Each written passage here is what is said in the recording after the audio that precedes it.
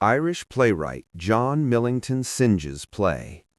Story based on Riders to the Sea. A small rocky island at the very tip of the Aran Islands, Inishman. Surrounded by the sea, it is like a lonely village surrounded by blue darkness on all sides. Here, the sea is not only a source of livelihood, it is also a blessing and a curse. The people of this island know that what the sea gives, it comes back one day to take away. At one end of this island, in a small hut that trembles with the sound of the waves, lived an old woman named Moria. She was very old, but the grief that had accumulated in her heart was heavier than the weight of her age. The sea had taken away the men of her family one by one, her husband, father-in-law, and 5 sons.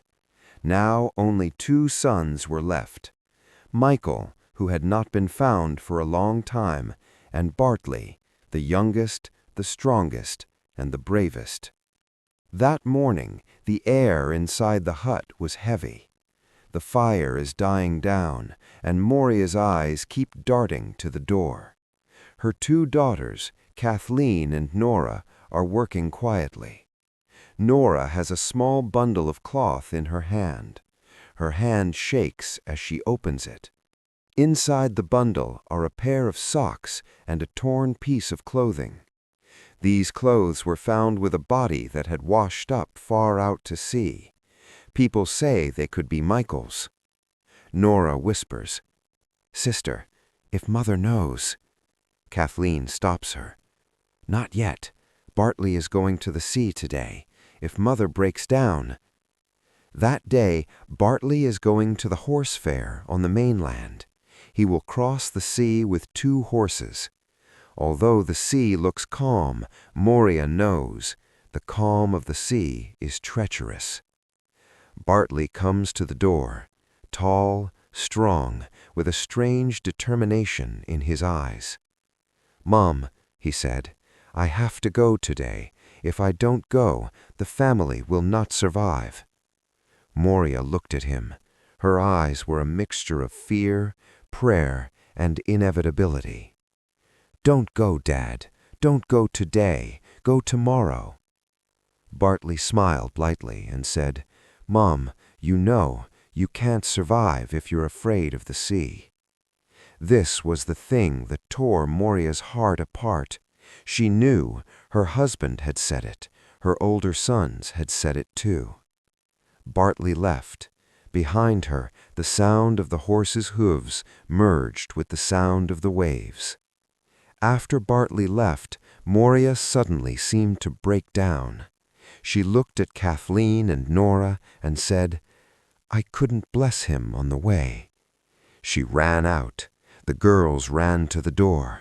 Far away, on the rocky path, Moria could be seen. She raised her hands in prayer, but suddenly she stopped. She had seen something. Moria slowly returned home. His face is pale. There is a kind of quiet fear in his eyes. "I saw Michael," she says. "He was standing behind Bartley, wet clothes, the color of the sea on his face. He didn't say anything." The girls understand. This is an ominous sign. Time passes. The wind grows heavier. The sound of the waves increases. Suddenly, screams are heard outside. People are running. Bartley has fallen. The waves have gone over the horse. After a while, 4 men carry a wet body. He is placed in the middle of the room. The horse's reins are still in his hand. Bartley. Moria slowly approaches. No tears in her eyes. She just looks at her son's face. Then Kathleen brings the bundle and holds it out in front of her. "Mom, these were Michael's." Moria takes the socks in her hands. She recognizes the stitching. "Yes," she says, calmly.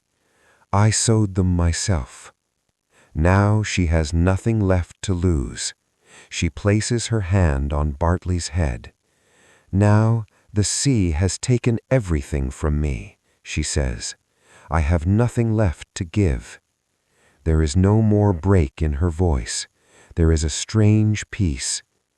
"The boys who went to sea," she says, "are all with God now. The sea can't scare me any more." Outside the waves crash, but inside the house there is a kind of liberation on Moria's face, because she knows the sea will not come to take any more.